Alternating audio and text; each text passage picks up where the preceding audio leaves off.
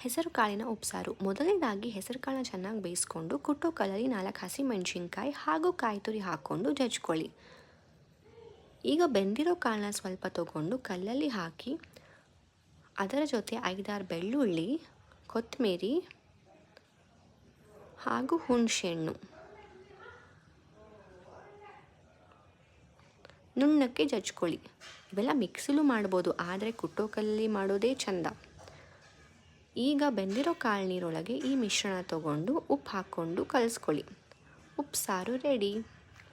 ಪಲ್ಯಕ್ಕೆ ಮತ್ತು ಕುಟ್ಟೋ ಕಲ್ಲಲ್ಲಿ 4 ಬೆಳ್ಳುಳ್ಳಿ, 2 ಮೆಣಸಿನ್ಕಾಯಿ ಹಾಕಿ ಕಡಾಯಲ್ಲಿ ಸ್ವಲ್ಪ ಎಣ್ಣೆ, ಸಾಸಿವೆ, ಹಿಂಗು ಹಾಗೆ ಕರಿಬೇವು ಹಾಕಿ ಕುಟ್ಟಿರೋದನ್ನು ಹಾಕ್ಕೊಂಡು ಬೆಂದಿರೋ ಕಾಳನ್ನ ಸೇರಿಸ್ಕೊಳ್ಳಿ.